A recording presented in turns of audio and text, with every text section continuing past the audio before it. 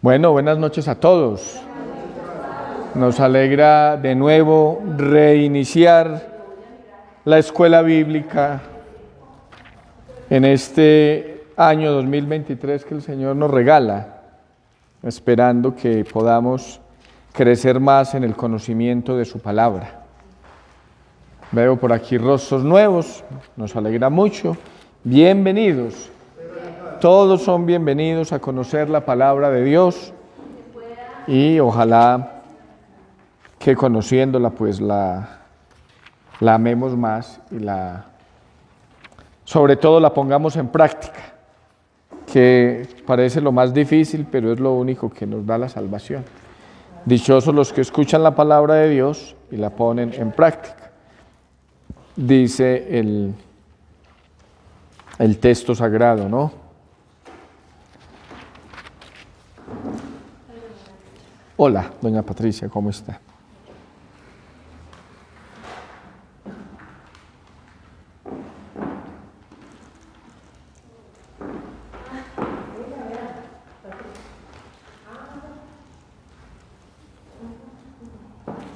Muy bien. Vamos a pedirle al Espíritu Santo que nos ilumine para que, escuchando la palabra, la conozcamos mejor. Respira en mí, Espíritu Santo, para que mis pensamientos puedan ser santos. Actúa en mí, Espíritu Santo, para que mi trabajo también pueda ser santo. Dibuja en mí, Espíritu Santo, para que solo ame lo que es santo. Fortaléceme, Espíritu Santo, para que defienda todo lo que es santo. Guárdame, pues, Espíritu Santo, para que yo siempre pueda ser santo. Amén. Del Evangelio según San Mateo.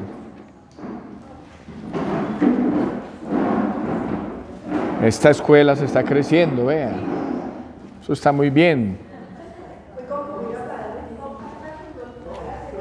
Empezamos animados, ojalá que continuemos animados, ¿cierto?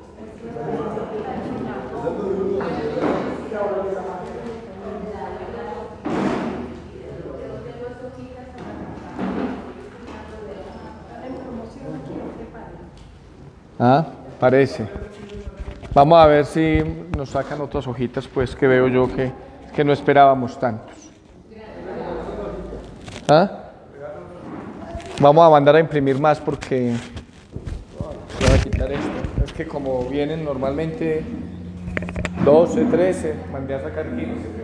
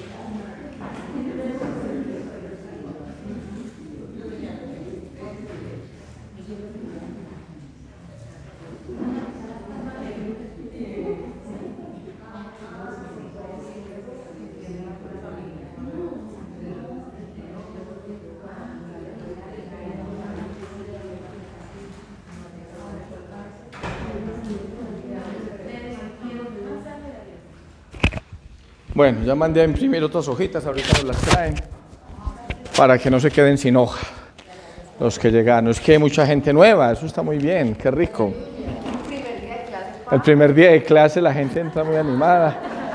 Lo importante es, como dice Jesús, con vuestra perseverancia salvaréis vuestras almas. O sea que en noviembre, si estamos aquí todos así reunidos, muy bueno.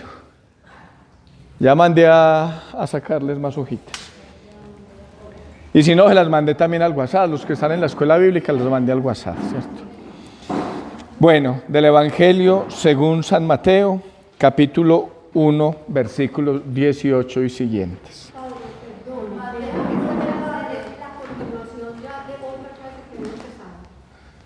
Sí, pero voy a hacer una introducción general. No, porque espere, tranquila, no se desespere, no se descobije, que apenas vamos a empezar.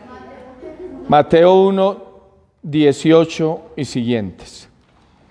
La generación de Jesucristo fue de esta manera. Su madre María estaba desposada con José, y antes de empezar a estar juntos ellos, se encontró encinta por obra del Espíritu Santo. Su marido José, como era justo y no quería ponerla en evidencia, resolvió repudiarla en secreto.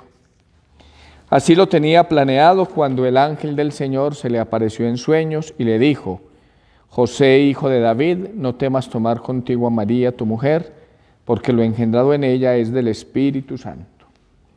Dará a luz un hijo y tú le pondrás por nombre Jesús, porque él salvará a su pueblo de sus pecados. Todo esto sucedió para que se cumpliese el oráculo del profeta, el oráculo del Señor por medio del profeta. Ved que la Virgen concebirá y dará a luz un hijo y le pondrá por nombre Emmanuel, que traducido significa Dios con nosotros. Despertado José del sueño, hizo como el ángel del Señor le había mandado y tomó consigo a su mujer y no la conocía hasta que ella dio a luz un hijo y le puso por nombre Jesús. Palabra del Señor. Gloria a ti, Señor Jesús. Bueno, vamos a iniciar la escuela de este año haciendo un breve repaso de lo que empezamos el año pasado, que empezamos en el año litúrgico con el Evangelio según San Mateo, que es el Evangelio que durante todos los domingos de este año se leerá en el ciclo de la liturgia, ¿cierto? Entonces, en el WhatsApp, los que no saben, la escuela bíblica tiene un grupo que se llama Escuela Bíblica. Yo por el WhatsApp envío también estas hojitas. Los que no están en ese grupo, ahorita al finalizar con Claudia, le dan el teléfono y ella los ingresa al grupo, porque la hojita se entrega aquí físicamente para los que vienen, pero como algunos no pueden venir todos los lunes, reciben la hojita en la casa, ¿cierto? Esta vez mandé 2 hojitas, una que ya la mayoría recibió, o los que han estado, que se llama Generalidades del Evangelio según San Mateo, y otra que es la que vamos a empezar hoy, sobre los relatos de la infancia. Vamos a empezar con los relatos de la infancia, aunque son los últimos que se escribieron, pero como para seguir un poco el orden del Evangelio. ¿Qué datos hay que tener en cuenta generales del Evangelio según San Mateo como para comprenderlo?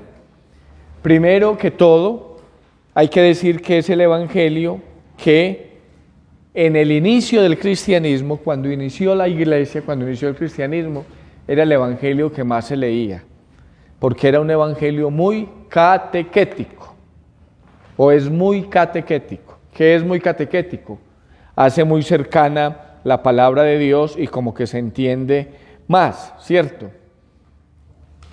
De hecho, en la Biblia, ustedes ven, aparece siempre de primero, aunque, buenas noches, aunque cronológicamente el primer evangelio que se escribió fue el Evangelio según San Marcos. Ese fue el primero. Mateo fue quizás 15 o 20 años después de San Marcos, pero por ser el más catequético. Dijimos que tiene una gran importancia por su carácter apostólico, ¿sí? Ya que el Evangelio es escrito por uno de los 12, el apóstol llamado Mateo o conocido también como Leví. De los 4 evangelistas, 2 hacen parte del grupo de los 12 apóstoles, que son Juan y Mateo. Marcos y Lucas no eran del grupo de los 12, y sin embargo escribieron un evangelio, por lo que recibieron de la tradición, de la memoria de Jesús, de testigos oculares, y pusieron por escrito. El factor catequético que les mencionaba ahora, todo esto está en la hojita, ¿cierto? Habla de 5 grandes discursos o enseñanzas de Jesús, 5 grandes discursos, y que se han conocido como sermones o discursos. El primer sermón es el conocido de la montaña. De hecho, en el Evangelio del próximo domingo vamos a iniciar el texto. El Evangelio del domingo inicia en el capítulo 5 con lo que se conoce comúnmente como las bienaventuranzas. Y dice el evangelista que Jesús subió al monte y en el monte empezó a decir, bienaventurados. Es muy bonito porque empieza el ministerio público de Jesús, ¿sí? Si ustedes se acuerdan, el Evangelio ayer, domingo, decía que Jesús se retiró, después de la muerte de Juan Bautista, se retiró a la montaña, ¿sí? Y que, como decía el profeta, tierra de Neftalí, tierra de Zabulón, refiriéndose a las tribus del norte de Israel, el pueblo que vivía en tinieblas vio una gran luz. Ahí el evangelista está narrando, todavía Jesús no está hablando, está narrando. El pueblo que vivía en tinieblas vio una gran luz, ¿sí? A los que caminaban en tinieblas una luz les alumbró, ¿sí? ¿Quién es esa luz? Sin duda esa luz es Jesucristo. Esa luz es Jesucristo, ¿cierto? Y alumbra las tinieblas ¿de quién? Está citando al profeta Isaías, que fue la primera lectura de ayer. El pueblo estaba oprimido por el imperio asirio y esa opresión, pues como todo, causa tristeza, desolación, y por eso dice, el pueblo que caminaba en tinieblas vio una gran luz. El evangelista dice que Jesús empieza a predicar en Galilea y la llama Galilea de los gentiles, porque para venir del oriente al occidente, en el mapa del mundo antiguo, prácticamente había que pasar por Palestina y especialmente por el norte, por eso llaman Camino del Mar, Galilea de los gentiles. Como pasaba tanta gente por ahí, pues no solamente los que vivían ahí eran judíos, sino que vivían también muchos extranjeros, de paso, ¿cierto?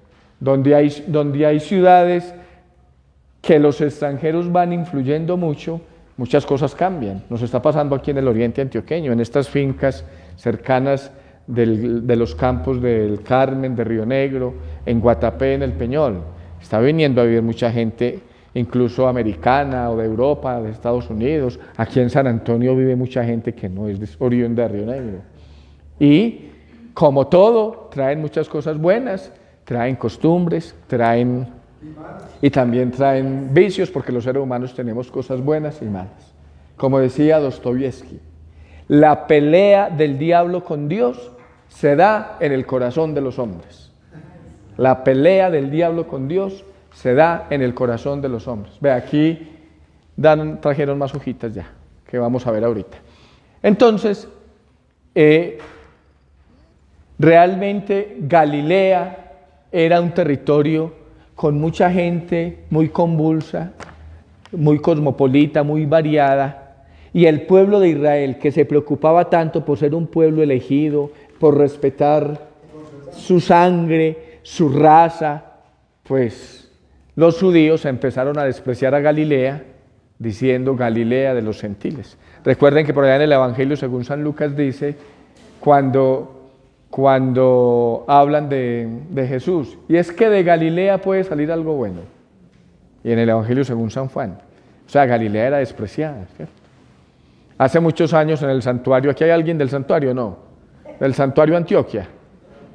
En el santuario, un párroco que existió allá muy famoso, que se llamaba Luis Gómez, decía en la predicación, santuario para los santuarianos, refiriéndose a que el párroco ojalá fuera del santuario, y invitando a los habitantes cásense con santuarianos, no se casen con gente de afuera, porque muchos santuarianos empezaron a salir en comercio a la costa o a Cali, en fin, y claro, pues también, allá también hay mujeres bonitas y hombres simpáticos y eso, cierto, el amor no tiene raza ni gentilicio, pero él insistía mucho en eso, ojalá se casen, ¿cierto? Y pasa mucho, que hay personas muy piadosas que consiguen un novio medio alejado del Señor, y puede ser o que la piadosa lo acerque al Señor, o que el alejado la aleje del Señor, ¿cierto?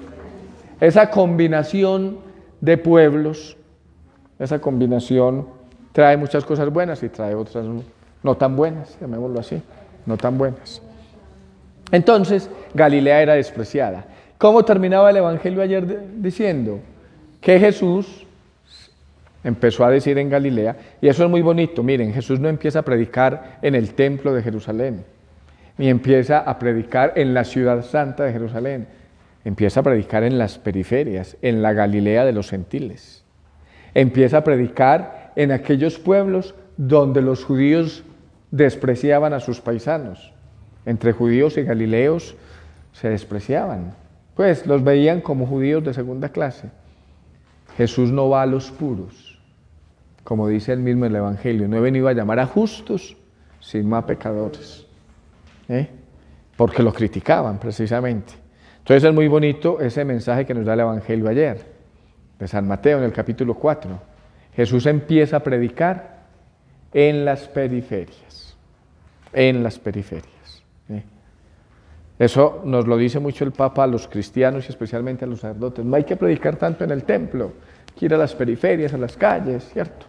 Eso tiene pues muchos bemoles, porque yo soy pues uno que digo, el que quiere ir a fútbol va a un estadio, el que quiere ir a rumbear va a una discoteca, el que quiere ir a misa viene a misa, al templo, ¿cierto? Que es que muy bueno la misa en el sector, pues sí y no, ¿cierto? Eso en la calle, pasando carros, pitando, niños jugando, perros molestando, bueno, y mucha gente, veces la gente que va a la misa en el sector es la que viene aquí.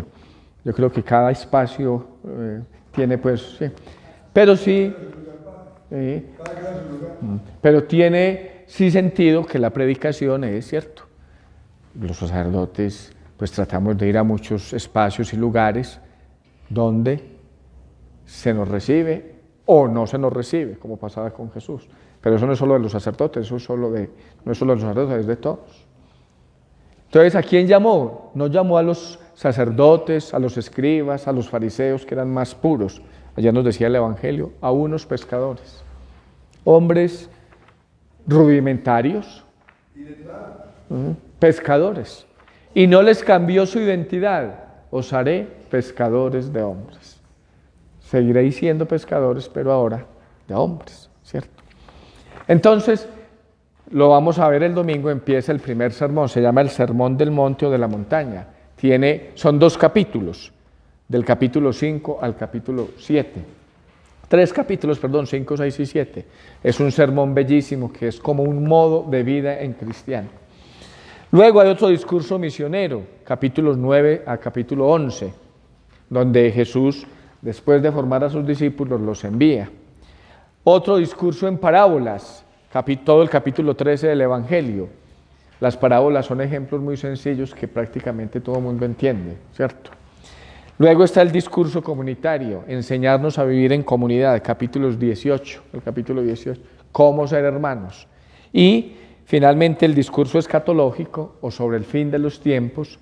Esos 5 discursos son muy propios del evangelista según San Mateo. Y Mateo incluye de una manera muy fuerte la persona del apóstol Pedro, ¿sí? Es en San Mateo donde aparece, tú eres Pedro y sobre esta piedra edificaré mi iglesia y las puertas del infierno no prevalecerán sobre ella, en fin, ¿cierto?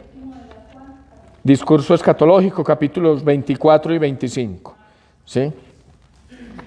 Es muy bueno comprender, para todo lo que vamos a ver este año, que el Evangelio según San Mateo fue escrito para una población judía,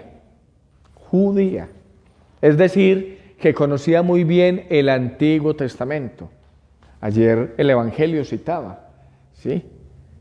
Tierra de Neftalí, tierra de Zabulón, el pueblo que vivía en tinieblas vio una gran luz. Ahí estaba literalmente pasando lo que la primera lectura nos había mencionado. O sea que el autor y los destinatarios del Evangelio conocen muy bien el Antiguo Testamento. Por eso en el Sermón de la Montaña Jesús va a decir con frecuencia: habéis oído que se dijo, no robarás, o no matarás, o ama a tu prójimo y odia a tu enemigo. Yo os digo, en cambio yo os digo. Ese sermón se llama de la montaña porque lo proclama en una montaña. Y el sentido de la montaña es muy bonito, porque Moisés recibió las tablas de la ley en el monte Horeb o en el monte Sinaí, como se quiera llamar. Jesús aparece como un nuevo Moisés. O sea, para el pueblo judío Moisés es un personaje trascendental, junto con Abraham y David, ¿cierto? Aquí aparece Jesús como un nuevo Moisés, en una montaña, dando una nueva ley, la ley del amor. La ley de Moisés es la ley de los mandamientos, la ley que los judíos buscaban cumplir tanto, ¿sí? Entonces, no es que los otros evangelistas no tengan referencias al Antiguo Testamento, pero la tienen más el evangelista según San Mateo, el Evangelio según San Mateo. La fecha de composición, la mayoría de los estudios están de acuerdo en decir que se compuso entre el año 80 y el 90 después de Cristo.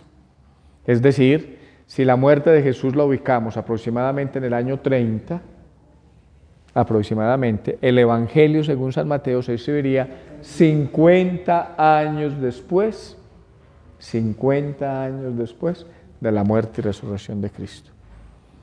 Recuerden, todos los evangelios y todo lo que hay en el Evangelio, ¿de dónde parte? De la experiencia de la pasión, muerte y resurrección del Señor.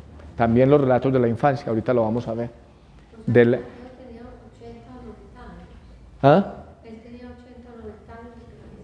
¿Cuándo escribió? No necesariamente, porque es que el Señor los llamó muy jóvenes, y el Señor los llamó, la vida pública de Jesús se ubica más o menos en el año 27, ¿cierto?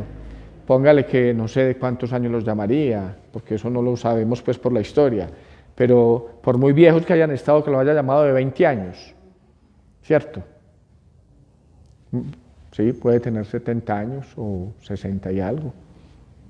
De eso no sabemos pues cuántos años tenían cuando se escribieron. Ahora, ¿ah?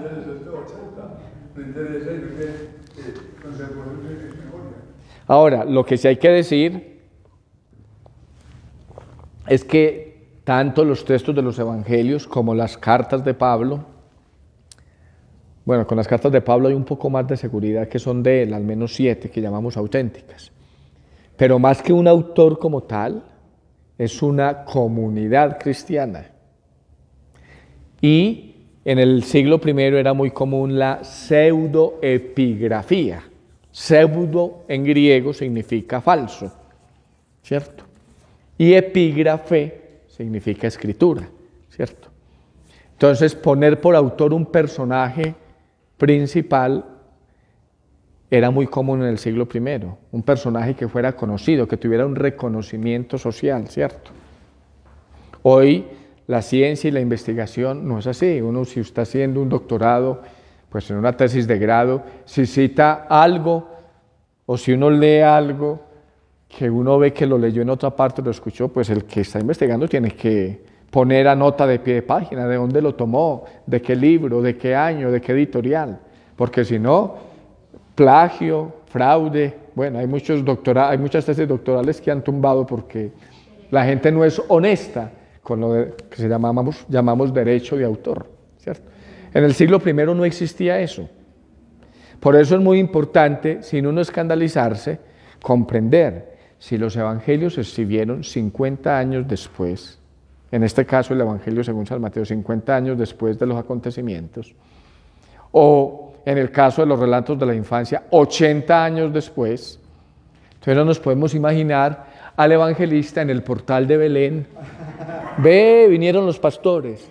Ve, la Virgen dobló así al niño. Ve, le puso los pañales. No nos podemos imaginar eso, porque no es así. Y sobre todo con los relatos de la infancia, ahorita la vamos a ver, pues surgen muchas cosas que que realmente hacen que tengamos que estudiar más que quedarnos en lo folclórico que muchas veces nosotros conocemos, ¿cierto?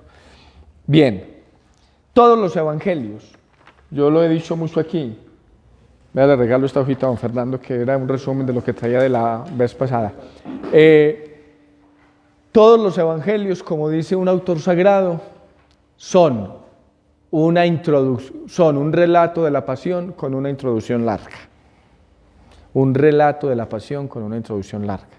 ¿Por qué? Porque a 3 días, que son la pasión, muerte y resurrección del Señor, los evangelistas le dedican 3, 4 capítulos. El Evangelio, según San Juan, le dedica del 13 al 21, 9 capítulos. Y a 3 años le dedica el Evangelio, según San Juan, por ejemplo, 12. O sea, no es lo mismo que 3 días tengan 9 capítulos y 3 años tengan 12. Proporcionalmente hablando, el relato de la pasión es muy consistente. Y lo mismo pasa en Mateo, Lucas y Marcos. Aunque no tienen tanta extensión en el relato de la pasión, sí tienen unos 3 o 4 capítulos, comparados esos 3 días o menos de 3 días con los 3 años, la proporción que se le entrega a la pasión y muerte y resurrección del Señor es fundamental. Así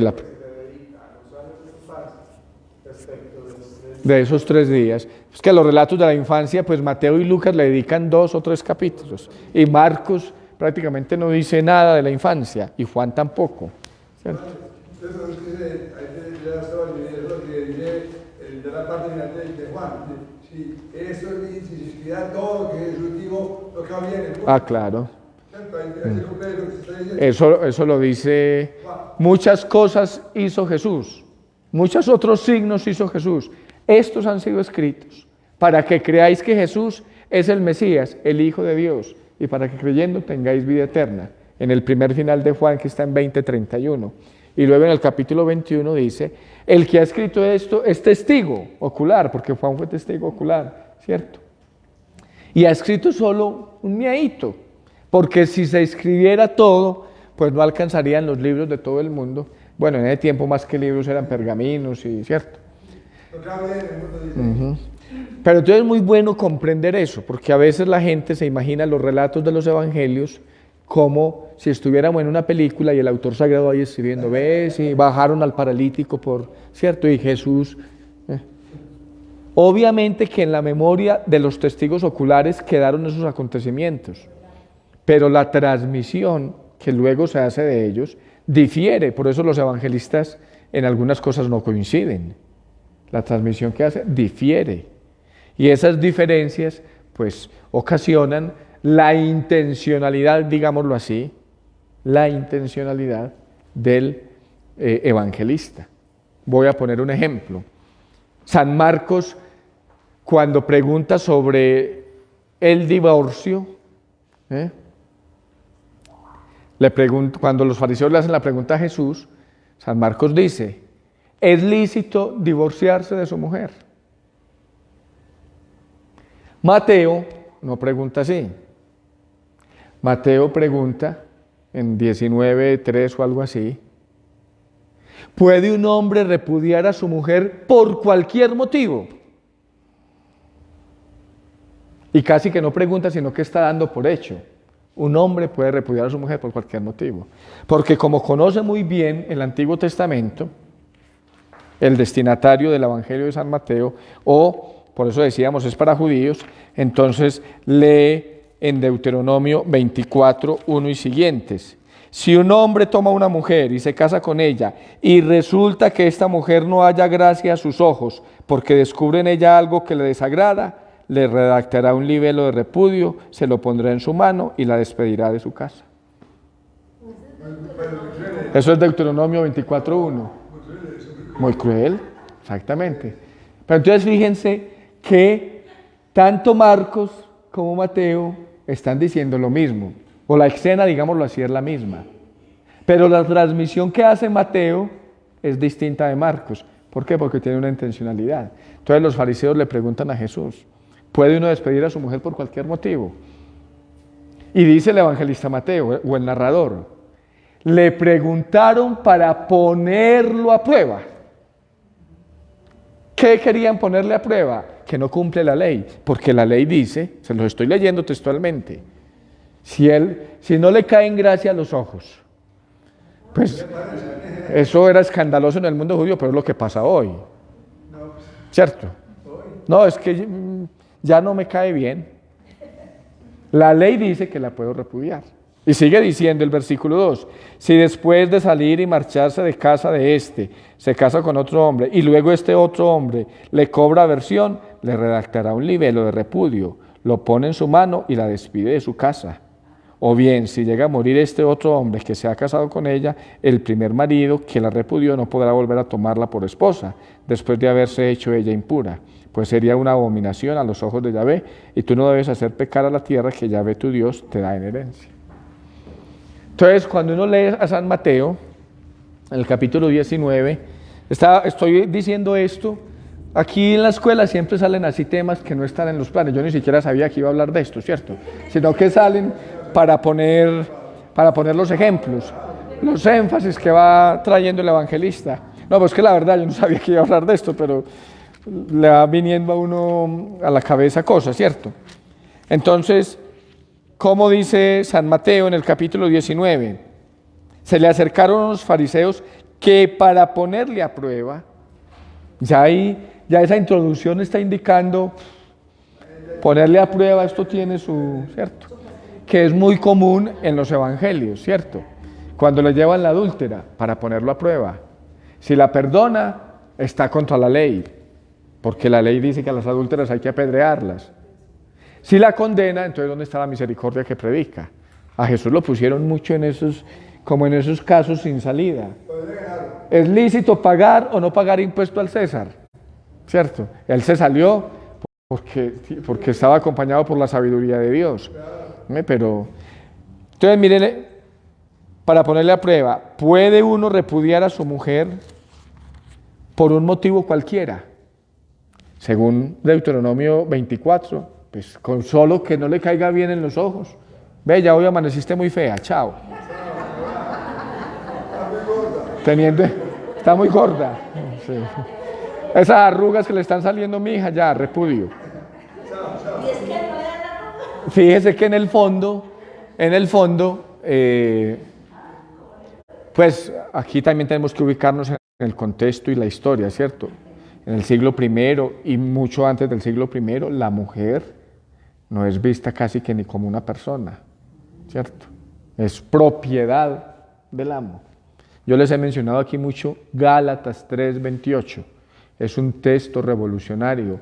Pablo, en el año 56 aproximadamente, que escribió la carta a los Gálatas, dice, entre los bautizados no hay diferencia entre esclavo y libre, entre judío y gentil, entre hombre y mujer. Todos son uno en Cristo. Eso hoy nos suena muy natural, pero en el siglo I es lo mismo un esclavo que un libre, ni riesgos. El esclavo es casi un animal, le puedo pegar, lo puedo vender. No hay diferencia entre judío y griego. Los judíos, sabemos, eran muy puros en su religión.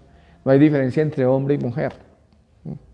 Bueno, volviendo al texto de Mateo, él respondió, ¿no habéis leído que el Creador desde el comienzo los hizo varón y hembra y que dijo, por eso dejará el hombre a su padre y a su madre y se unirá a su mujer y los dos serán una sola carne? Mire, Jesús no se queda en cuáles son los motivos, no cae en la trampa, remite al origen, el principio es la creación, Dios los creó hombre y mujer. Y entonces ellos siguen preguntando, porque Moisés prescribió dar acta de divorcio y repudiarla. Este es el texto de Deuteronomio 24. Díceles Jesús, Moisés, teniendo en cuenta la dureza de vuestro corazón, os permitió repudiar a vuestras mujeres, pero al principio no fue así. Al principio no fue así. Vuelve otra vez al principio teológico, ¿sí? Y entonces, para Jesús lo importante es el amor, no eso es cierto. Y yo lo digo mucho, y lo he ensayado en mucho, aquí también lo he ensayado en San Antonio. Tal vez don Fernando estuvo una vez en una misa de esas, cuando salió este texto. Levanten la mano las parejas que hay aquí, novios, casados, en un libre. Ahora levanten la mano de esas parejas los hombres que quisieran que su mujer fuera de otro hombre. O levanten la mano las mujeres que quisieran que su hombre fuera de otra mujer. Nadie la levantó. ¿Por qué? Porque es un deseo del corazón humano la fidelidad conyugal. Eso no es un... Sí, pero el mundo nos ha metido, es que el matrimonio católico y el sacramento, como si Dios fuera un viejito caprichoso que se enoja porque un hombre se acuesta con más mujeres o una mujer con más hombres. Dios no pierde nada, Él sigue siendo Dios. ¿Quién pierde? La pareja, la estabilidad emocional de la pareja, los hijos si los hay, ¿cierto? O sea, el matrimonio, aquí hay muchas personas casadas, el matrimonio es un regalo de Dios y Dios, que no se equivoca, cuando lo diseñó así, es porque es la mejor manera de vivirlo. Cuando lo diseñó así es porque es la mejor manera de vivirlo. Que hay problemas y limitaciones y hay muchas gentes que desafortunadamente tienen que interrumpir el matrimonio. ¿Sí? Realmente hay muchos matrimonios nulos, ¿cierto? Hay muchos matrimonios nulos. Bueno, esto tampoco estaba yo pensado hablar, pero ya llegamos al tema. Cuando se dice que un matrimonio es nulo, no es que la iglesia divorcie a nadie. No, la iglesia no tiene potestad para divorciar a nadie. ¿Sí? Cuando se declara un matrimonio nulo, se está diciendo que nunca hubo matrimonio, que lo que hubo en el templo fue una obra de teatro. ¿Por qué? Porque para casarse se necesitan unos requisitos o unas condiciones, ¿cierto? Por ejemplo, a mi abuelita, que murió hace 6 meses, a ella la casaron de 13 años y murió de 113, imagínense, murió de 112 y 8 meses. Y yo la escuchaba a ella, con un viudo además, ¿cierto? Y ella decía que no sabía, ¿cierto? Y la otra abuela también me decía, cuando ese hombre me empezó a tocar, yo salí corriendo otra vez para mi casa, ¿cierto? Si uno fuera realmente la raíz, esos matrimonios son nulos, ¿cierto? No se sabía. Bueno, también por el pudor de la época, por los misterios, por lo que fuera. Pero vamos a poner ejemplos hoy. Unos novios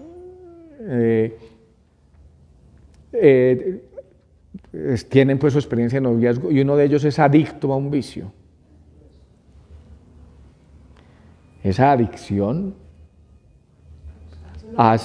es posible que haga nulo el matrimonio, porque si es una adicción arraigada, las adicciones que hacen enajenan a la persona. ¿Qué significa enajenan? La persona no se vale por sí misma, no tiene juicio y criterio para.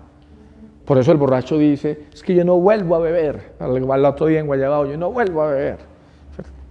Pero es que está tan enajenado, ¿cierto?, que necesita ayuda profesional. Y muchas novias, es que él me dijo que va a cambiar, ¿cierto? Yo le digo mucho en el sacramento de la confesión, cuando algunas esposas, padre, que es que este hombre, yo le dije, ¿y usted cómo se casó con un hombre así? Me dijo, ay, padre, es que cuando era novio no era así. Yo le dije, usted no vio, por eso se llama novio, porque no vio, ¿cierto? Entonces, si un juez eclesiástico analiza los causales, situaciones psicológicas, lo que sea, y encuentra un causal, por ejemplo, de adicción, sea conocido por el otro, no, ¿cierto? Uno como sacerdote porque no puede negar el sacramento, pero uno le dice a muchas parejas, no se casen, espérense un poquito, tengan un poquito más de madurez, sobre todo esos peladitos tan jóvenes que, pues es que les llegan a unos 8 meses de novios y ya los vamos a casar, ¿cierto? Puede que funcione, ¿sí? Pero es algo muy serio. Entonces la iglesia no separa a nadie, ni voy a anular el matrimonio, no, es que la iglesia no anula, declara nulo porque antes había un impedimento. Hay muchos impedimentos, por ejemplo, que uno de los dos no sea capaz de los actos íntimos, ese es un impedimento, ¿cierto? Hoy pues mucha gente ya sabe si son capaces o no porque tienen relaciones íntimas antes, pero en caso de que fueran vírgenes o lo que fuera, y el matrimonio se concluye o se consuma en el acto íntimo, ¿cierto? O lo que se llama el conjugicidio, ¿cierto? Yo me enamoré de esta mujer, pero esta mujer está casada, entonces yo mato al esposo de la señora para casarme con ella. Eso es un impedimento, se llama conjugicidio, ¿cierto? O que sean hermanos, que a veces no sabían que eran hermanos, ¿cierto? O padre e hijo, es decir, en línea siempre directa, en primer grado, en segundo, en línea directa siempre es nulo. Bueno, hay muchos otros factores. Todo eso se pregunta antes del matrimonio, pero a veces la gente también engaña, ¿cierto? Entonces, si alguien se casa engañado, es causa de nulidad. Si se causa bajo condiciones, ¿cierto? Es que yo me caso contigo, pero tenemos que ganar la lotería para vivir a lo pachá, esa es la condición que yo pongo, ¿cierto? Entonces hay muchas causales. Pero bueno, Jesús no se queda en las causales, va a lo esencial, va al origen, va al amor, ¿cierto? Y por eso les ponía el ejemplo. Ese ejemplo que les he dicho, yo lo he hecho en muchas partes. La fidelidad conyugal es un deseo profundo. Aquí hay muchos esposos y novios. ¿Quién quisiera que su esposo fuera de otra mujer? Don Hernán, ¿usted quisiera que Amparo fuera de otro hombre? Ni riesgo, ¿cierto? Ni ahora que ya llevan tantos años de casados, ni antes. ¿Por qué? Porque la fidelidad conyugal es un deseo natural de la persona, ¿sí? Bueno, entonces estaba diciendo, llegamos a este tema por decir que los evangelistas traen relatos parecidos o similares, seguramente son el mismo relato, pero con énfasis distintos.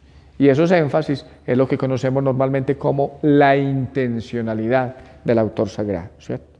Porque uno siempre escribe con una intención. Yo he puesto el ejemplo pues más plástico. Aquí saliendo al atrio vemos que una moto atropella a un niño. Lo vio la mamá, lo vio un guarda de tránsito, el motorista y un transeúnte. La versión de los cuatro es distinta, siendo el mismo acontecimiento. La de la mamá, pues está llevada por el sentimiento, es una tarbana, ese hombre que venía, ¿cierto? Y todo lo que, porque está movida por el sentimiento, ¿cierto? El guarda de tránsito fríamente dirá las leyes de tránsito, esto, ¿cierto? El motorista, pues se defenderá, es que el niño se atravesó, lo que sea. El transeúnte, pues le es indiferente la cosa, de pronto un poquito de sensibilidad, esto fue lo que yo vi.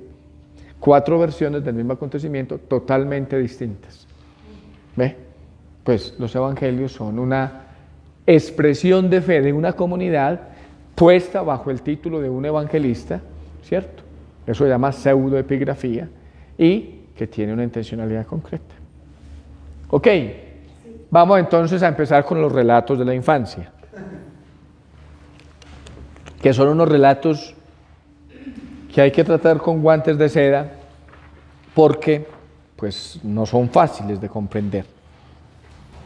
Los relatos de la infancia nos presentan la identidad de Jesús. Esta es la primera afirmación que hacemos en esa hojita, muy importante. Nos presentan la identidad de Jesús. La identidad de Jesús. Identidad que se había aclarado y manifestado a la luz del acontecimiento pascual. Es decir, lo que se dice en los evangelios de Mateo y Lucas, que son los que narran los relatos de la infancia, lo que se dice de Jesús no es de ese niño, sino del hombre que murió y resucitó. ¿Sí? Es decir, se dice ese niño es el Salvador, pero ¿por qué se dice que ese niño es el Salvador? Porque ya murió y resucitó, y porque resucitó trajo la salvación a todos. Pues eso, no solamente con Jesús, con todos los que estamos aquí. Cualquier profesión de ustedes, don Carlos Mario que es contador, la mamá no puede decir cuando estaba en la cuna Carlos Mario, ay, ve este contadorcito tan lindo que nos mandó mi Dios. No, ¿cierto que no? Ahorita uno puede hacer memoria, es que le gustaban las matemáticas o todo el rollo, lo que quiera, ¿cierto? Pues aquí no estamos hablando de una profesión, aquí estamos hablando de la identidad de Jesús. Jesús es el Salvador. Jesús es, Dios salva, es uno de los títulos, es el Mesías. Eso que se dice de ese niño en los evangelios, no se dice cuando nació, se dice como fruto de la pasión, muerte y resurrección. Y ahora se le aplica a ese niño. Eso es lo que estamos diciendo aquí. Los relatos de la infancia nos presentan la identidad de Jesús. identidad que se había aclarado y manifestado a la luz del acontecimiento pascual. ¿Se entiende esos primeros dos renglones? Así se comprende una de las características de los relatos evangélicos que llama la atención en Mateo 1:2 y Lucas 1:2. Los títulos mesiánicos se multiplican para designar de antemano al resucitado. La claridad que ese era. Es decir, ya los evangelios ponen a Jesús desde niño, lo ponen como Salvador, como Mesías, como Emmanuel, como Dios con nosotros. Ustedes van a hacer ese ejercicio para dentro de 8 días. Van a leer el capítulo 1 y 2 de Mateo y el capítulo 1 y 2 de Lucas, no como leyendo la prensa pues ahí, sino con atención, y van a subrayar los títulos que le dan a Jesús. Los títulos, estos títulos mesiánicos que llamamos aquí, ¿cierto? O sea, cómo se le dice a un niño Mesías, cómo se le dice a un niño Salvador. Eso a la luz de qué se está diciendo, de la resurrección de Cristo. Pero en los relatos también se habla de que, por ejemplo, los reyes malos iban por el rey de los judíos, o sea, había títulos que ya se predecían. No, los títulos estaban anunciados, sin duda, en el Antiguo Testamento, pero es que a muchos les dijeron Mesías, y este es el único Mesías. ¿De dónde surge esa convicción de que Él es el Mesías? De la pasión, muerte y resurrección del Señor, no de su nacimiento, de la pasión, muerte y resurrección del Señor, ¿cierto? ¿Ah?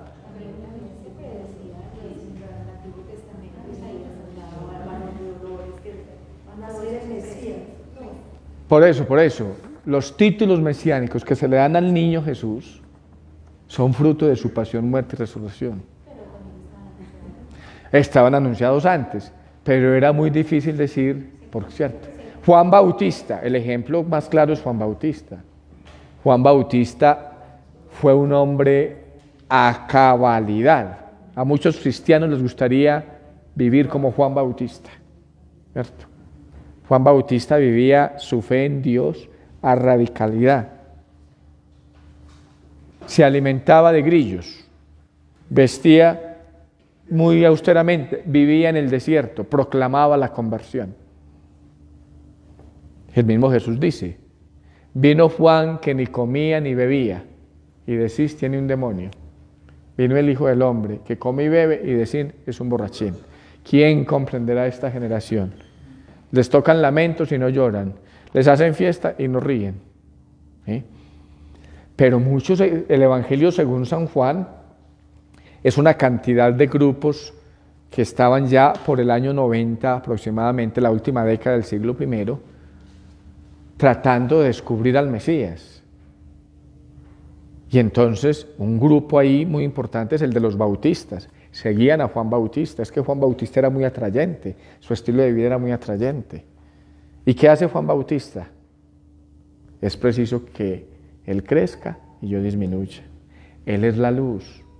Y San Juan dice en su Evangelio, Juan era la lámpara, pero la luz es Cristo. ¿O qué dice San Juan en el Evangelio? Juan era la voz que clama en el desierto, pero la palabra era Cristo.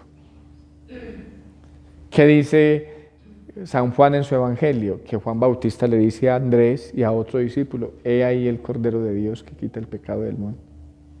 Yo no soy digno ni siquiera de ser un siervo para desatarle las sandalias de sus pies.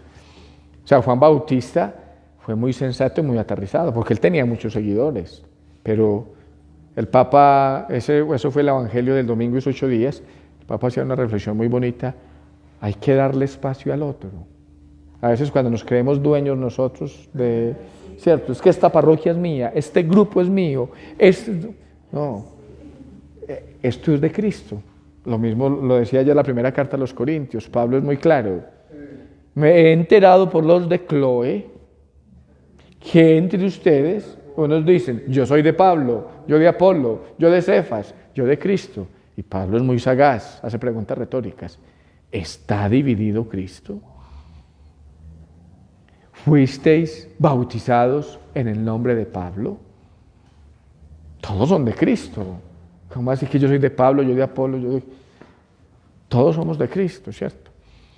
Entonces, Juan Bautista tuvo esa sensatez de saber de que, a pesar de que él tenía tantos seguidores, que eso es una humildad inmensa, porque cuando uno tiene muchos seguidores, se cree el Mesías. Porque Juan Bautista decía, yo no lo conocí, sabiendo que ya tenía todos esos títulos Jesús. Esos títulos no los tenía Jesús, esos títulos los tiene cuando escriben los evangelios, pero en la vida real Juan Bautista todavía no sabía, yo no lo conocía. Y 2 veces dice el evangelio, yo no lo conocía. Pues era familiar, pues no lo conocía como Mesías, era un primo hermano, ¿cierto? Era un primo hermano. ¿Ah? Era primo hermano de Jesús.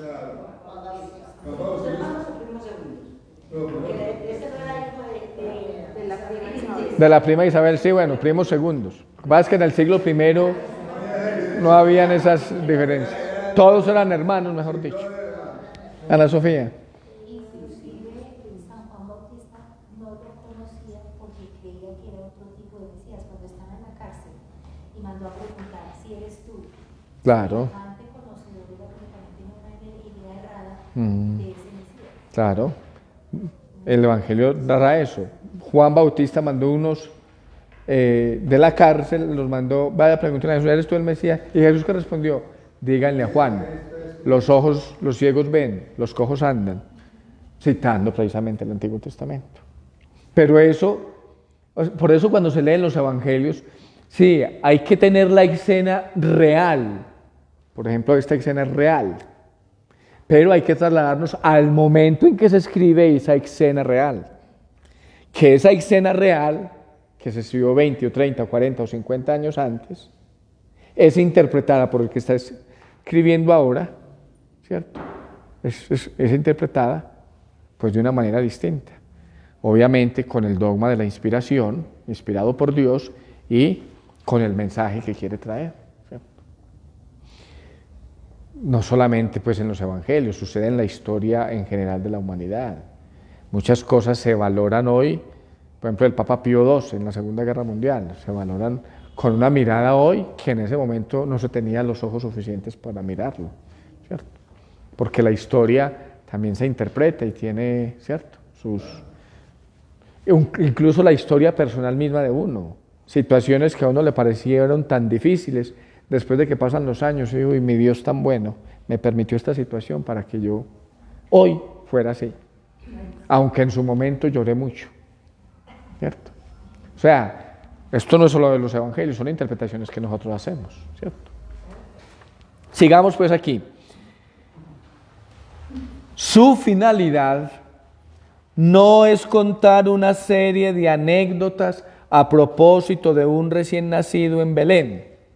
Esa no es la finalidad, que esto es lo que nos emociona a nosotros, como quedó lindo el pesebre, tan hermoso el pastorcito, ay, pero el niño, ¿por qué le pusieron pañal? ¿Cierto? Yo en el Espíritu Santo mandé, porque allá no había pesebre, pues el pesebre era muy feito, mandé a hacer unas imágenes articuladas que me sirvieran para Semana Santa y para, que no es lo más importante, pero bueno, eso hace parte del folclore de nosotros. Y el niño Dios, yo lo mandé a hacer en pelotica, pues. Y la señora, pero ¿por qué no le tapa una cosita? No le tapa esa cosita. Y yo le decía, no mire tanto la cosita. Todos nacimos así, ¿cierto? Pero lo que nos enternece del pesebre es eso, que el pastorcito, ¿cierto? Pero esa no es la finalidad. Su finalidad no es contar una serie de anécdotas a propósito de un recién nacido en Belén, sino proclamar y cantar a Cristo viviente, que se hizo hombre como uno de nosotros. Esa es la finalidad de los relatos de la infancia. Proclamar y cantar a Cristo viviente, es decir, a Cristo resucitado, a Cristo vivo, que se hizo como uno de nosotros, que se hizo hombre, que tomó esta condición humana. ¿Sí? Las sencillas gentes que vienen y se arrodillan ante un pesebre no se equivocan, doblan sus rodillas ante el Señor que puso su morada entre nosotros. Claro, nos postramos ante el pesebre porque estamos adorando a Dios, no al muñequito, sino a Dios. Yo lo digo mucho, pues, y algunos me lo escucharon de pronto en alguna homilía, ¿cierto? El niño Dios no es un muñequito que escondemos para ganarnos 20.000 pesos. No, pues, todo ese folclore que nosotros hacemos hace parte de la vida, ¿cierto? Pero no. Entonces, bueno, vienen aquí algunos elementos para tener en cuenta en la lectura de los relatos de la infancia que ustedes van a hacer en esta semana, cuidadosamente. Son 4 capitulitos que los invito a leer nada más, 4. 2 de Mateo y 2 de Lucas, el 1 y el 2 y el 1 y el 2. Pero a leerlos con atención, rayen la Biblia, si tienen dudas preguntan, que si yo no soy capaz de contestar investigamos y si no pues le pedimos a mi Dios que nos ayude. Pero la idea es leer con atención eso. CF significa confrontar. Confrontar. Juan 1.14 en este caso. Juan 1.14 dice, y el verbo se hizo carne y habitó entre nosotros. En griego eso se dice sars egeneto, carne se hizo. No fue creado, sino que se hizo. Bueno, algunos elementos que se deben tener en cuenta con los relatos de la infancia. Primero, la mayoría de nosotros conoce los relatos de la infancia, más por la piedad que suscita en nosotros el pesebre y las novenas de Navidad, que por un estudio serio de los evangelios. ¿O no? Así es. Y eso no está mal. Yo me acuerdo que de niño yo en Semana Santa era feliz viendo los pasos en Marinilla que hacían tan hermosos. Y aquí también. Yo sé que aquí también los niños en la procesión hay, ¿cierto? Porque es un método catequético que tenemos. La imagen es muy bella, ¿cierto? Ahorita son pues los videitos y todo eso. Sí. Pero hay que reconocer, la mayoría de los conocimientos que tenemos es por esa piedad popular, no por un estudio serio de los evangelios. Pero hay que decir que estos relatos, más que folclore, contienen una alta teología. Es decir, como decíamos ahorita, la finalidad es mostrar a Cristo viviente, resucitado. Segundo, son el testimonio vivo de la búsqueda apasionada de los primeros cristianos.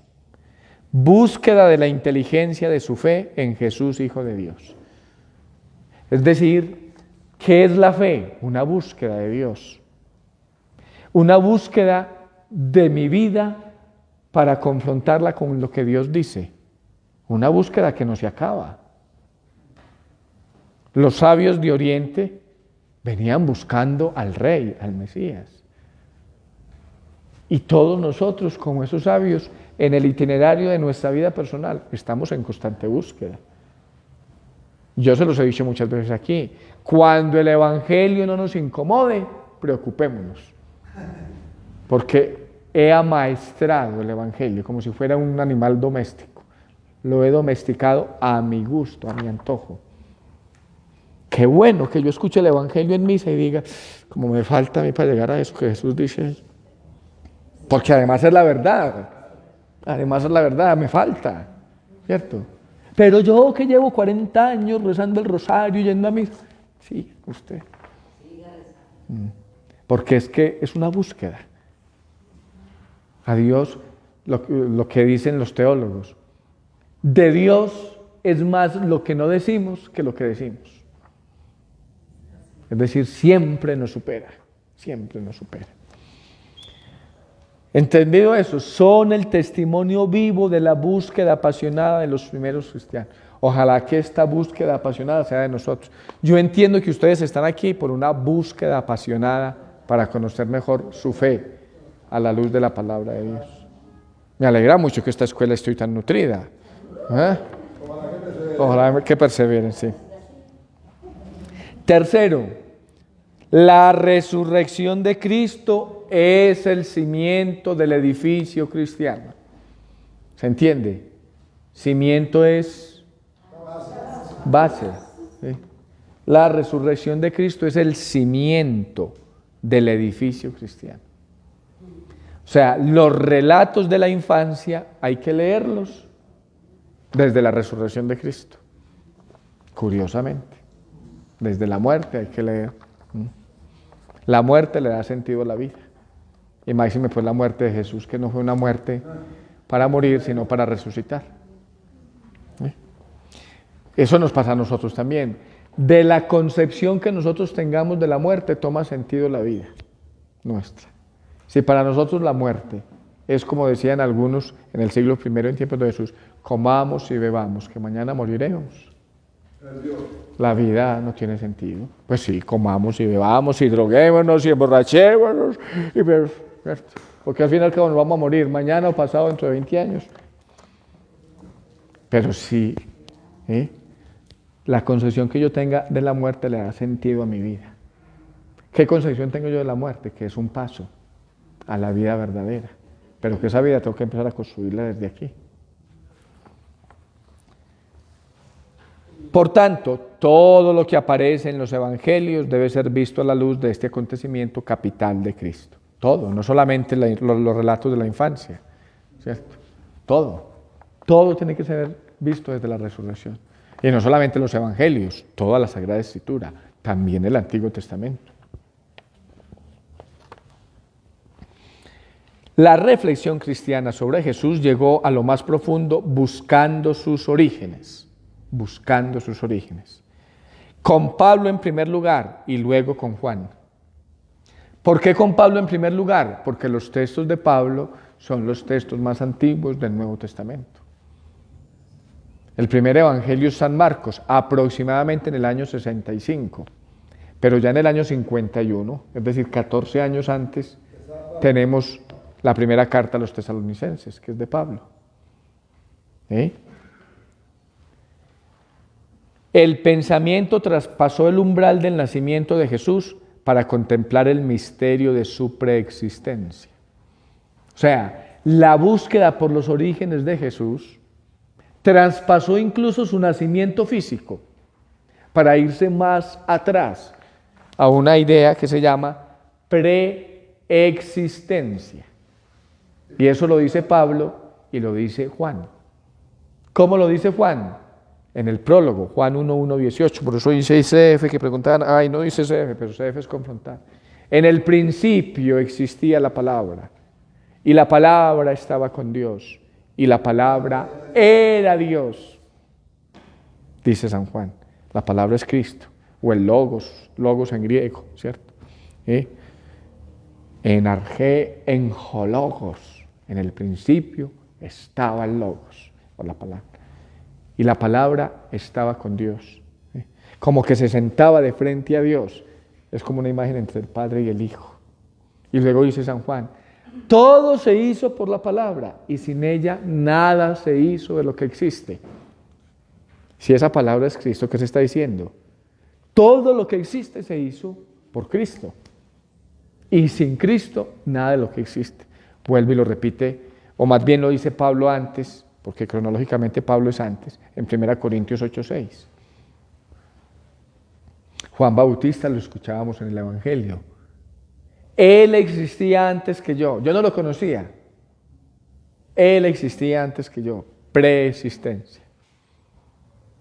Y Pablo, en Filipenses 2:6-11, que es el texto que está narrando ahí, dice, Cristo, a pesar de su condición divina, no hizo alarde de su categoría de Dios. Al contrario, se anonadó a sí mismo y tomó la condición de esclavo. Y pasando por uno de tantos,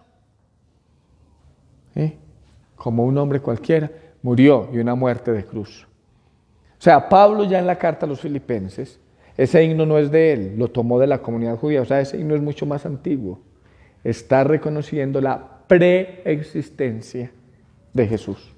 Es decir, la búsqueda por los orígenes de Jesús no se quedó solo en el pesebre, fue mucho antes, para declarar esa verdad de que existía antes, de que se hiciera hombre ya existía. ¿Qué confesamos en la Navidad? Que es verdadero Dios y verdadero hombre. Eso que en la teología se llaman las dos naturalezas de Cristo. Tengo una pregunta, pero no sé si no es raro, pero entonces nosotros también tenemos preexistencia, ¿cierto? Porque Él nos conocía antes de que naciéramos. No, la preexistencia es de Dios. Nosotros, Él sabía que nosotros íbamos a nacer, pero en su mente. Pero la preexistencia se refiere a la realidad como tal de la persona de Cristo, en su condición divina. Nosotros tuvimos un principio, Jesús no tuvo principio, porque es Dios, y Dios no tiene principio, ¿cierto?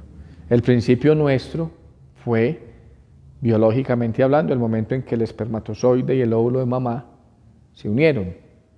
Antes existía en la mente de Dios, pero en la mente de Dios. Pero aquí estamos hablando de la preexistencia de Cristo, que es Dios y que existía siempre. Como dice la carta a los Hebreos, es el mismo ayer, hoy y siempre. Bien, algunos círculos cristianos que se reflejan en Mateo 1:2 y Lucas 2 identificaron al Salvador con el niño de Belén, ya que desde su nacimiento y desde siempre Él es el Dios vivo. Por eso ese título Salvador es muy importante. Jesús, ¿qué significa? Dios salva. Ese es uno de los títulos mesiánicos, ¿cierto? De esta forma, los relatos de la infancia nos presentan la identidad de Jesús a la luz del acontecimiento pascual.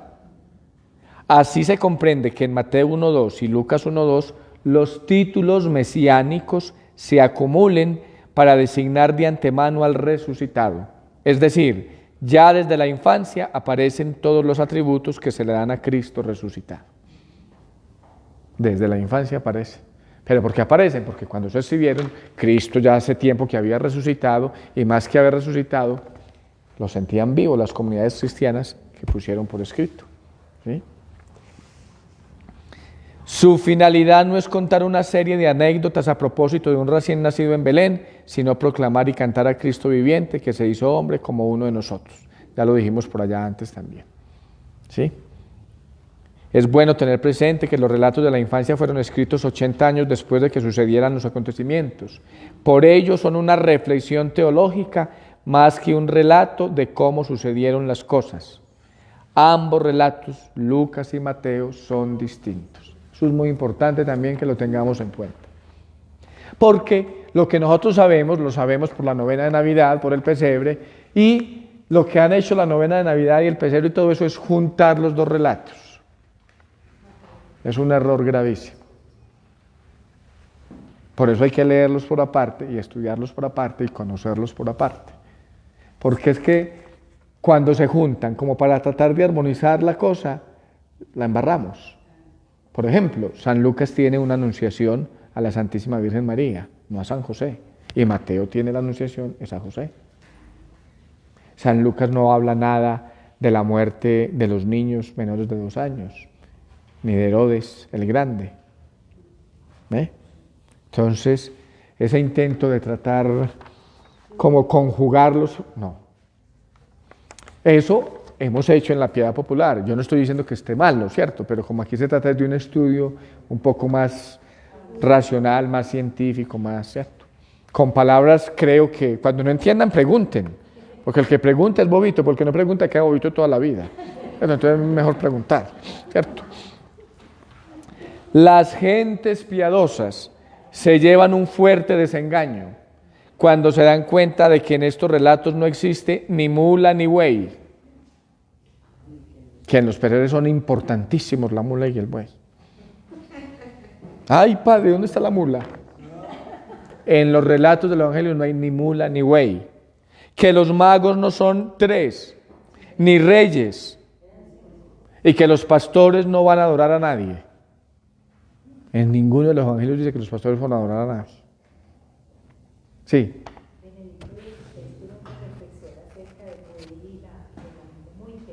Ajá. Ajá. Uh-huh. Sí, sí. Sí, sí. Realmente, aquí estuvo Monseñor. ¿Cómo? Bueno, como les he dicho, en torno a los evangelios canónicos hay cerca de otros 80 evangelios no canónicos. ¿Canónico qué significa? Que son palabra de Dios. Esos otros evangelios se llaman apócrifos, ¿sí? Y hablan de Jesús, y en muchas cosas se parecen a los relatos de los evangelios canónicos, pero no son palabra de Dios. Entonces esas tradiciones vienen desde muy antiguo. Yo les he dicho aquí varias veces, el evangelio de Jesús niño, Se llama el pseudoevangelio de Santiago, otros lo llaman de Jesús Niño, en internet se consigue. Yo alguna vez traje aquí un ejemplar. Es un niño Chucky, pero pues Chucky, no sé si han visto la película de Chucky, que es un niño, un perverso, ¿cierto? Pues es que uno lee ese evangelio de Jesús Niño y así es. Un compañerito le cayó mal, le hizo así, lo mató. ¿Así? Así. Yo no sé si por aquí en esta hoja, creo que es en la otra, que me puse a adelantar un poquito por allá en los descansos, para ver si les doy una hojita en cada lección, pues, vamos a ver si alcanzo, pero entonces, por ejemplo, ese de Jesús, ¿de dónde sale la historia de que Jesús Niño se ponía a jugar con los compañeritos, barro, y hacían palomitas, y soplaban y salían volando? De ese evangelio de Jesús Niño. Ridiculizaba a los profesores, los llevaban a la escuela, y los ridiculizaba, ese Jesús Niño, los ridiculizaba. Se burlaba de ellos, porque obviamente como era el niño Dios, sabía más que ellos. ¿Y eso dónde está? En los evangelios apócrifos. Y cayó muerto allá el niño, y llegó Jesús y lo sopló y lo mató. Esos relatos, ¿por qué no son palabra de Dios? Porque no tienen una doctrina ortodoxa. Pero atención, son una memoria de un pueblo, una fe de un pueblo que hay que respetar. Eso hoy lo llamamos religiosidad popular. Yo les he puesto aquí mucho el ejemplo. La señora que viene con cáncer de seno, padre, rece por mí. Uno como, no padre, pero tóqueme. Bueno, uno le toca por la cabecita, no padre, pero en el seno. ¿Cierto? Eso se llama religiosidad popular. Aquí vienen mucho que con el canastico de San José, que con la imagen de San Antonio, que con el niño parado, que volteado boca abajo. Esa piedad popular hay que respetarla, pero hay que evangelizarla. Fíjense, el estudio de los relatos de la infancia es una evangelización, porque eso es cierto. Muchas gentes piadosas se llevan un fuerte desengaño cuando se dan cuenta de que estos relatos no existen ni mula ni buey, que los magos no son tres ni reyes y que los pastores no van a adorar a nadie. Entonces, claro, en la iglesia no están solo los textos bíblicos, están también la tradición de la iglesia. Y hay una tradición que es pues ortodoxa. Lo que está comentando Ana Sofía, por ejemplo, del Papa, la reflexión que hace de la mula y el buey, ¿cierto? ¿Qué significa una mula? ¿Qué significa un buey? Un buey es el que carga el yugo y el peso de la mula. Jesús, por ejemplo, cuando entró a Jerusalén, entró en una mula. ¿Por qué en una mula y no en un caballo? Que a veces lo ponen en un caballo. ¿Ah? Era porque quería ser humilde, ¿cierto? Es que la mula es un animal muy humilde, ¿cierto? Pero además porque el profeta Zacarías anunciaba que el Mesías llegaría montado en un asno de acémila, ¿cierto? Padre, pero en Isaías creo que es uno o dos, alérgico y la mula. Ah, pero Isaías, pero yo perdí bravo, pues. Allá en el uno o dos de Isaías habla de eso. por eso digo, hay muchas tradiciones que toman en torno a los evangelios y que arman estos relatos piadosos, es que no está mal, ¿cierto? Padre, eso Pero es muy bueno que uno diga, hombre, pero es que yo leyendo el texto, esto es lo que aparece en el texto, lo que les he dicho yo tanto. Pues uno organiza el templo bonito porque eso sirve para ambientar, pero lo más importante no es si el muñequito está parado, si la Virgen está así o asá, si el niño está en pelota o con pañal. No, eso no es lo más importante. Lo importante es que en el corazón, el misterio que estoy celebrando, me cuestione, haga mella en mí, ¿cierto? Nos quedamos mucho en las formas y olvidamos lo esencial. pero hay mucho, esto es volviendo a los escritos apócrifos. Grifos. Bueno, también tenemos muchas Biblias. Hay una cantidad de Biblias impresionante. Por ejemplo, yo a veces saco para leer la lectura del día y no se lee igual como se está leyendo ahí. Eso, pero no son muchas Biblias, son muchas versiones del mismo texto, ¿cierto? Si tú quieres ir al original, estudia griego y hebreo, porque, como dicen muchos, toda traducción es una traición.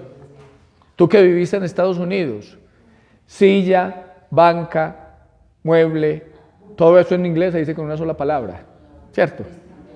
Y para nosotros no es lo mismo una silla que un taburete, que un mueble, que un sofá, que una butaca. No es lo mismo. Para un americano sí, al menos en la en la palabra, en la fonética, ¿cierto? Pero mire, padre, yo viví en Arabia muchos años y el Corán es uno. No existe una cantidad de versiones del Corán. No, también de la Biblia, bueno, lo que pasa es que el Corán es mucho más tardío, ya la escritura estaba más adelantada, pero es que de los evangelios, pues imagínate cuántos papiros empezaron a escribir y las comunidades los fueron transmitiendo y se fueron encontrando, ¿cierto? Es que estamos hablando todavía cuando se escribía a punta de vela y tinta, ¿cierto? Y además era el griego en mayúscula, un error, un escritor puede tener un error, uno escribe y se le va una coma de más, una tilde, le falta una letra. Todo lo que hacen esos papirólogos, o sea, el hecho de que nosotros tengamos el texto sagrado en nuestra lengua, pues uno lo ve ahí, pero esto ha sido fruto de siglos, de gente que se ha matado tratando allá con una velita, ver una rayita, si esta rayita era, y hacen las comparaciones, ¿cierto? Cuando uno estudia Biblia, le entregan el Nuevo Testamento en griego, y en las notas de pie de página, la mitad de cada página son, eso se llama el aparato crítico. Entonces le dicen, vea, este versículo o esta palabra, en la versión siríaca está así, en el papiro Egerton, no sé qué, está así. ¿Cierto? Entonces, ¿qué hace la iglesia? O desde antes de que la iglesia los proclamara como canónicos, entregarnos el texto lo más fiel. Una cosa es el texto litúrgico, otra cosa es el texto de estudio, ¿cierto? Pero esa es una falla que tenemos, que leemos la Biblia, ojalá fuera lo que escuchamos en el templo, fuera la Biblia que tuviéramos, ¿cierto? Un texto litúrgico. Pero entonces eso se llama versiones de la Biblia, que es muy distinto. Las versiones son las traducciones que se hacen, y como te digo, toda traducción es una traición, ¿cierto? Padre, y también el villancico distrae mucho distorsiona mucho Claro, los villancicos. El villancico puede ser y uno los canta y como que los vive, pero el villancico también distrae mucho Todo ese folclore es bonito, vuelvo y repito, pero no es lo esencial. Aquí vamos a tratar de estudiar un poquito, no vamos a agotar, ni mucho menos, a medio asomarnos ahí de una manera un poquito más sólida, ¿cierto? 3 reyes, nunca, en los textos dice que unos sabios de Oriente. Uno se imagina que llegaron a la conclusión que eran 3 por los dones, porque los dones sí son oro, incienso y mirra y están en el Evangelio, pero esos dones los puede llevar uno solo, o 10 pueden traer los 3, no. Claro. No, un grupito le da un regalo al padre, en nombre de nosotros 20, vea este regalito.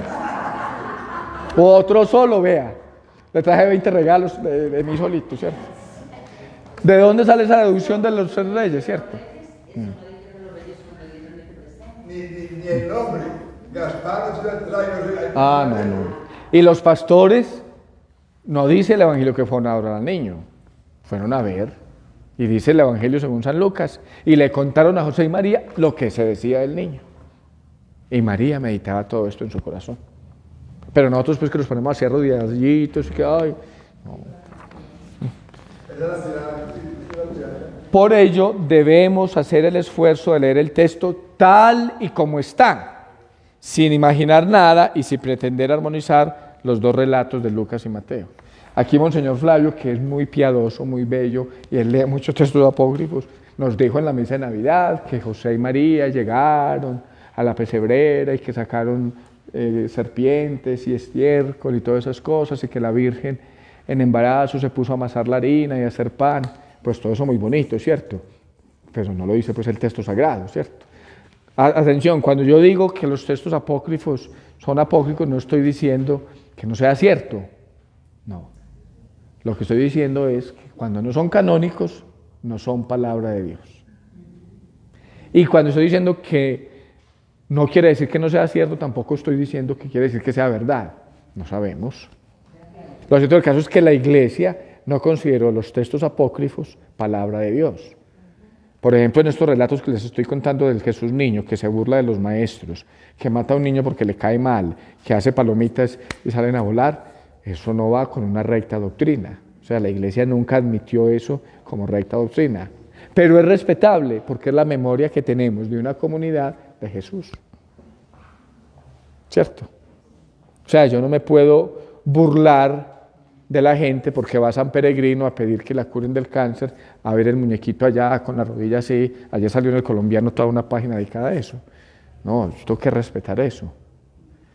De pronto porque uno puede estar un poquito más consciente o más razonable, dice, pues si San Peregrino obra, no es San Peregrino, es el Señor a través de la intercesión de San Peregrino, es el Señor a través de la intercesión de San Antonio, ¿cierto? En eso hay que ser muy delicado, ¿cierto? ¿Cierto? Porque hay gente pues que se queda con esas cosas, de que es que hay que alabar y aplaudir y emocionarse que para que el Señor lo escuche a uno, ¿cierto? Yo soy más del texto sagrado, ¿cierto? Cuando el Espíritu Santo llegó a los apóstoles, llegó sí a la emoción, pero también llegó a la inteligencia. ¿Qué pasa en la mayoría de las parroquias? A la gente le gustan mucho los actos devotos. Los temas de formación, pues hoy estoy sorprendido. Vamos a ver en noviembre si estamos nosotros mismos, ¿cierto? ¿Cierto? Porque es que nos gusta mucho la devoción, que no está mal, pero la formación nos cuesta más. ¿Hay preguntas por allá o no? Yo no. ¿Hay han saludado? Bueno. Vea, ya se nos fue como hora y media aquí echando carreta. Una vez yo hacía el padre, un padre que nos decía, lo estaba haciendo el martes de San Antonio, y que estuviera aquí, problema hubo aquí, porque ese padre no hacía el martes, y la gente salía a reclamar el martes. Por eso hay que respetar mucho la religiosidad, hay que tratar de racionalizar las cosas, ¿cierto? Yo les decía el año pasado que no hicimos procesión lunes, martes y miércoles santo. Pues las razones que les daba, piensen, yo personalmente creo que Río Negro ya no está para procesiones. Yo personalmente creo que no está para procesiones. ¿Por qué? Porque hay mucho tráfico, pues es que aquí en el día normal a veces hay cola para pasar por la plaza los carros y uno estorbando ahí con un paso, ¿cierto? Piensen en alguien que va para una cirugía o de urgencias para la Sommer y nosotros ahí estorbando. O alguien que va para un vuelo. La pandemia nos mostró que las procesiones no se hicieron y no se cayó la fe. Hombre, un Viernes Santo, un Domingo de Ramos, como que está todo más dispuesto, ¿cierto? Pero esos 3 días que son de feria, yo el año pasado no los dejé hacer procesiones y algunos dijeron, vea, no hubo Semana Santa pues en San Antonio, ¿cierto? Eso uno tiene que ser respetuoso, pero a la vez ir. Entonces la formación le ayuda a uno mucho. Yo tengo otra pregunta de los apócrifos. Otra pregunta a los apócrifos. Yo hace unos años estudié, en la cosa que estudié, una parte hablaba de cuando había mucha gente que no sabía leer. Mucha gente, hasta hace muy poquito. En el siglo I, en el tiempo de Jesús, solo el 10% de la población sabía leer. Ah, claro. Los evangelios, de hecho, no fueron escritos para ser leídos, fueron escritos para ser escuchados. Y sonaban como canciones, ¿cierto? Sí, los benedictinos cantan en la liturgia, en el Vaticano, un Domingo de Ramos, la Pasión es cantada. La pregunta es, entonces para que pasara el conocimiento entre la gente, hacían unas tarjetitas así, de este tamaño, parecían de carta, y hacían dibujitos de la Biblia, de los escritos, de los Apócrifos, y de todo. Eso era lo que se pasaba, y se veía mucho en los puertos grandes en Italia, en los puertos grandes en Belgrano, y entonces la gente dibujaba lo que ellos pensaban. Claro, es que la arqueología es una forma, la pintura, la escultura es una forma de catequizar. Las catacumbas en Roma, por ejemplo, son debajo de la tierra templos de los primeros cristianos que eran perseguidos por el imperio y tenían que celebrar el culto. Y en las catacumbas uno ve los huecos donde los enterraban, porque allá a los difuntos los enterraban ahí, y en los altarcitos pinturas, todavía del siglo I o del siglo III, pinturas de por ejemplo, un Cristo como buen pastor, un Jesús, un hombre bello, Jesús, un bello con una ovejita encima. Adoraban a Cristo buen pastor. El David de Miguel Ángel, una escultura de 6 metros de altura, de mármol, que hasta las venas se ve desnudo. Es un hombre hermoso, ¿cierto? Es una forma de expresar. Entonces esas tarjetitas eran Apócrifos. No, es decir, los evangelios canónicos son los 4 que tenemos en la Sagrada Escritura. Eso se llaman canónicos. ¿Qué significa canónicos? Que nosotros creemos, como dogma de fe, que son palabra de Dios. Los apócrifos son textos literarios interbíblicos. ¿Qué quiere decir eso? Que junto a la Biblia hay muchos otros textos que hablan de los mismos temas y de otros más, ¿sí? Pero que no llamamos palabra de Dios. No quiere decir que sean falsos, tampoco estamos diciendo que sean verdad lo que dicen. No son palabra de Dios. Porque es que el texto, nosotros lo estudiamos como texto y lo que dice, pero el hecho de que sea palabra de Dios le da el ingrediente de la fe. No es una obra de literatura como el Quijote o como una obra de Homero, no, ¿cierto? Es palabra de Dios, o sea, no solamente es un texto escrito, es una persona que tiene que ver con mi vida, con la situación que yo vivo hoy. Por eso en una homilía a una persona le dice una cosa y a otra. Y uno mismo a veces como sacerdote como que siente que no fue capaz de transmitir lo que quería transmitir. Como que se le hace, yo como que hoy no dije nada. Y mi Dios le manda a una persona, Padre, gracias por lo que dijo. Me sirvió para esto, para esto. Y uno dice, Dios mío, la humildad que tiene que tener uno. Porque a veces uno se lo cree, como hablé de bonito, como prediqué hermoso, ¿cierto? Y a veces uno se lo cree. Es Dios en uno. Pablo lo decía ayer, porque no me envió Dios a bautizar, sino a evangelizar. Y no con palabra de sabios, para que no se desvirtúe la cruz de Cristo. Bueno, muchachos y muchachas, gracias por aguantar aquí. De aquí a 8 días, bienvenidos. Traen esta hojita porque apenas vimos una cara. Padre, muchas gracias. Padre. Somos la diócesis de Sonsón Río Negro, una iglesia que se renueva con el Evangelio Fuerza de Dios. 2023, año del matrimonio y la familia.